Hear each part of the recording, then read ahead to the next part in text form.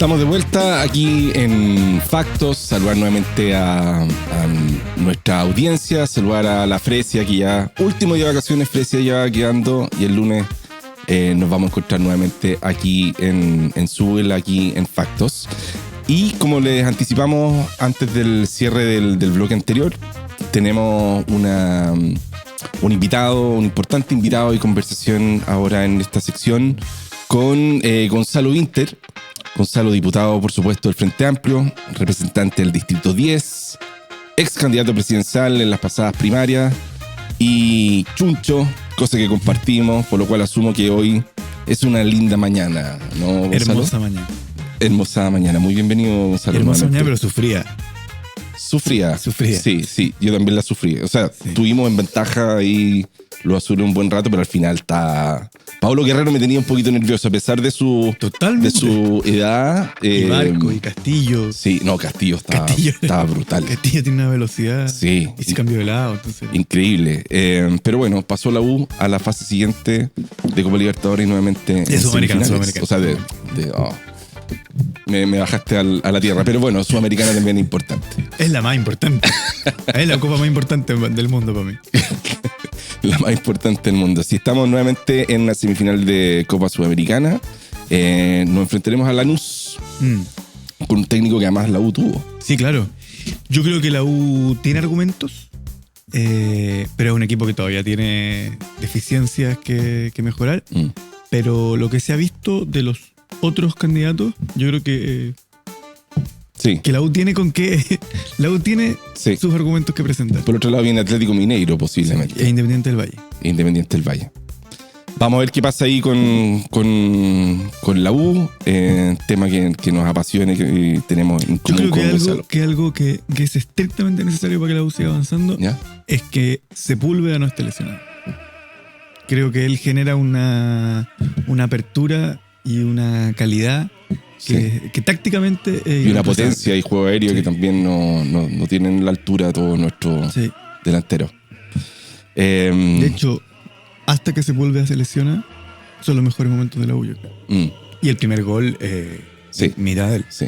No, ya sabe, por Dios. Claro. Luquita sabe, Dios mío, lo que está haciendo.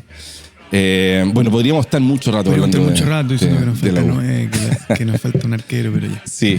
Oye, finalmente, Gonzalo, Frente Amplio inscribió tu candidatura para el Distrito 10. En la prensa se leía primero que habían inicialmente algunas dudas, si es que eventualmente ir o no a la reelección. Primero preguntarte eso, ¿fue así? Porque son temas que se leen en prensa, pero no lo hemos escuchado de ti. ¿Hubo algunas dudas después de quizás de la campaña presidencial de volver a repostular a la Cámara, o lo teníais claro de que ese era el espacio desde donde continuar? Hubo dudas antes, no, o sea, corre en paralelo a la elección presidencial.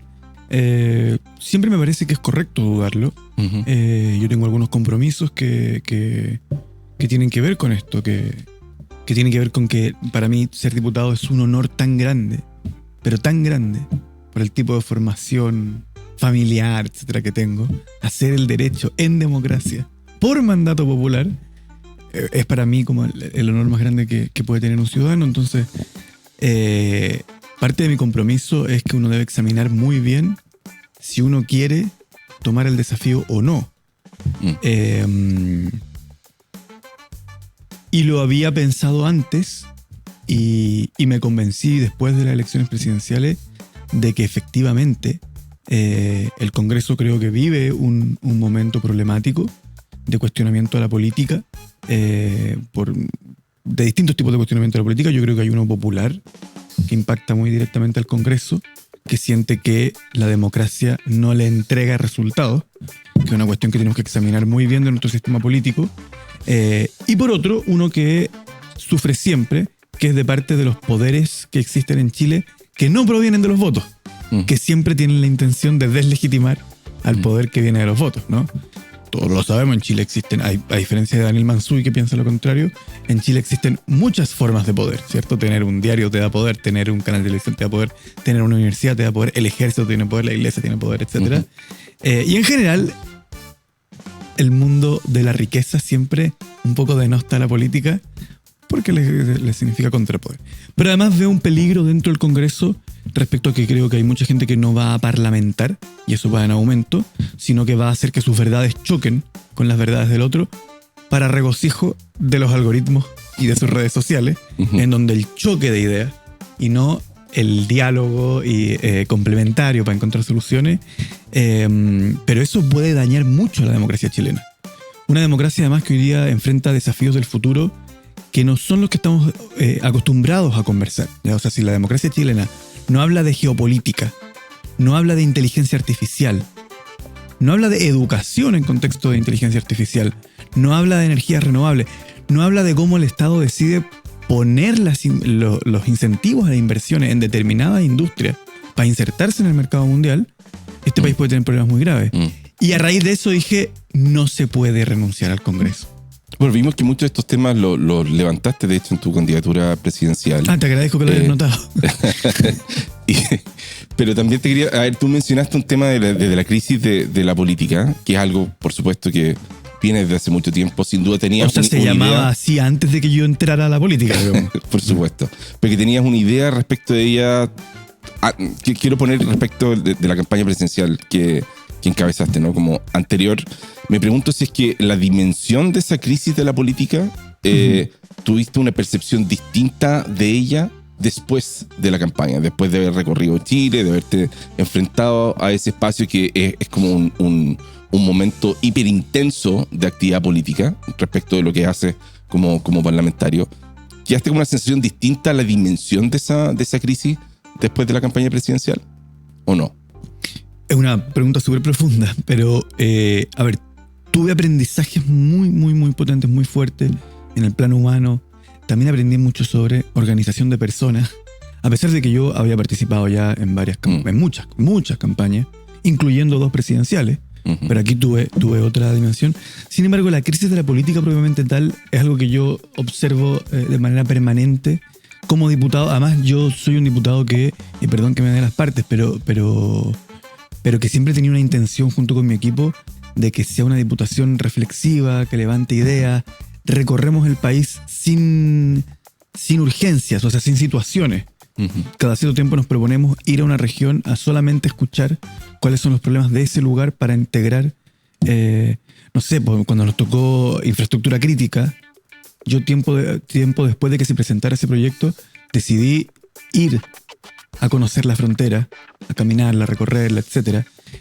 Cuando se vio la ley Lafkenche, tiempo después me dio curiosidad y decidimos ir a conocer zonas pesqueras, etc. en el sur de Chile, para escuchar, para entender. Cuando se presentó la Estrategia Nacional del Litio, fuimos a Antofagasta con mi equipo en un fin de semana, recorrimos una planta de producción de litio, etc. Entonces igual yo tenía cierta visión y sí estoy muy preocupado acerca de cómo la idea que tenemos de democracia puede encajar con estos tiempos.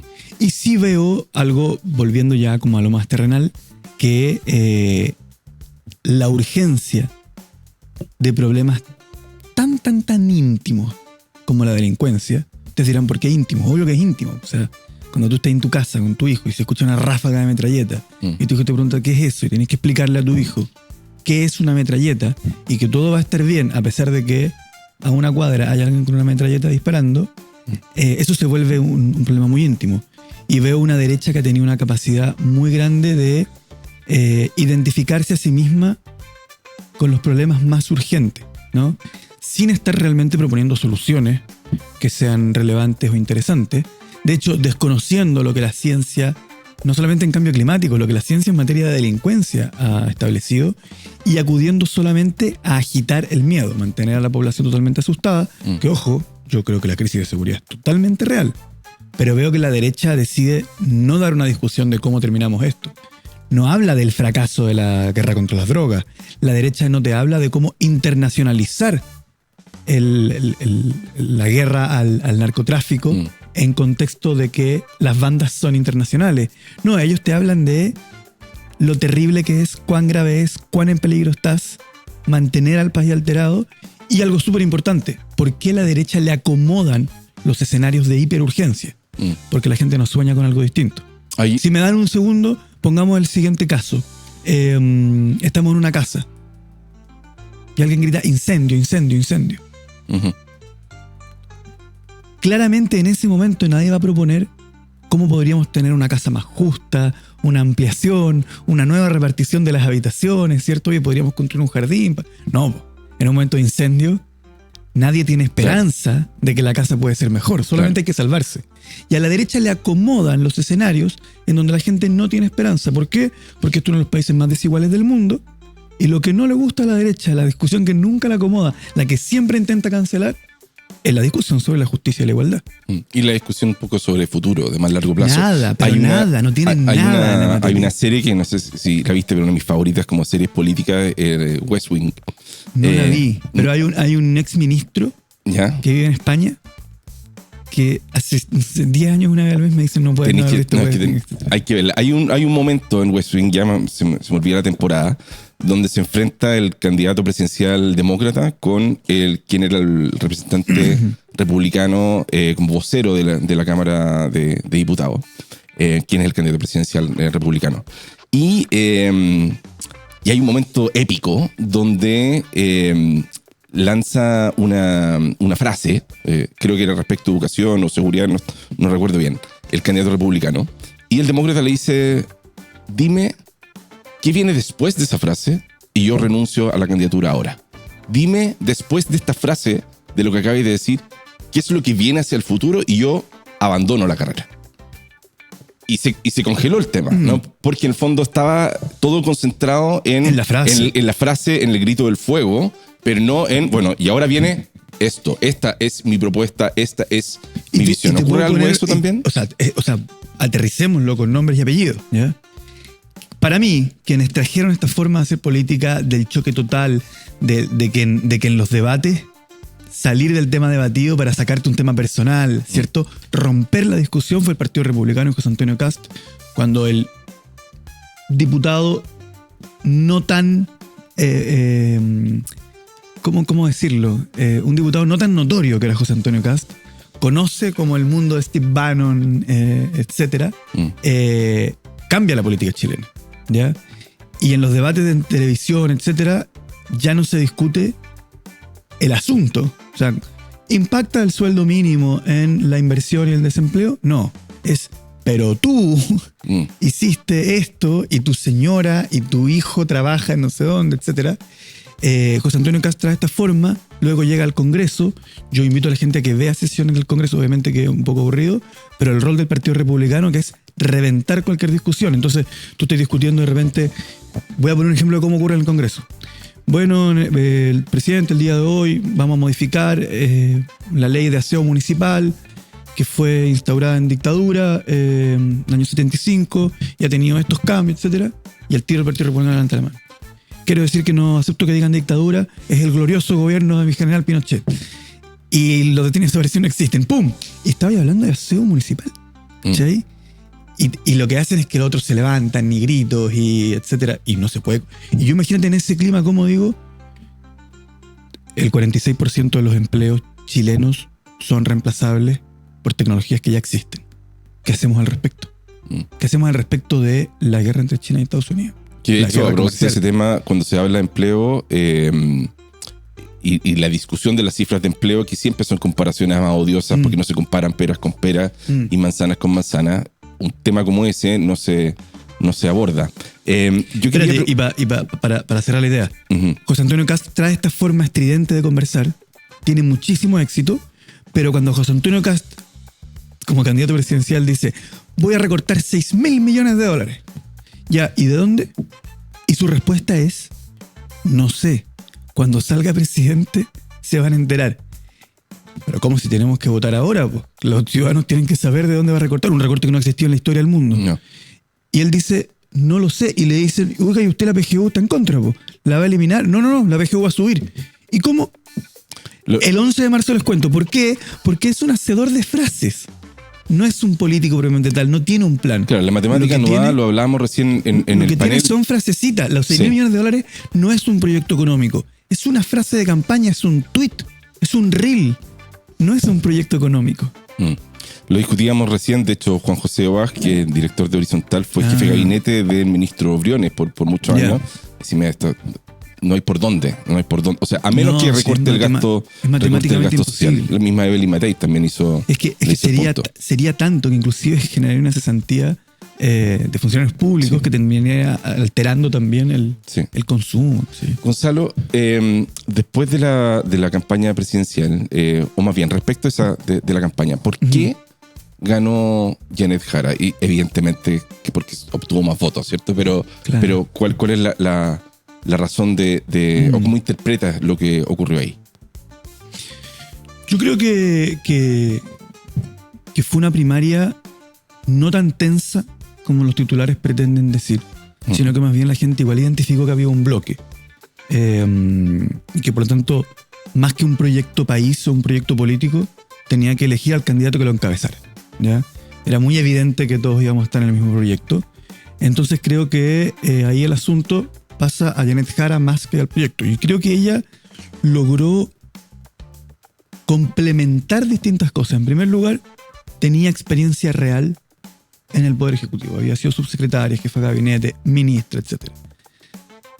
Tenía una militancia que nadie duda de que es de izquierda, al mismo tiempo que había llegado a acuerdos, por ejemplo, en materia de pensiones, que es uno muy delicado para el corazón de las ideologías en Chile y de los intereses. Eso le daba cierta amplitud, ¿no?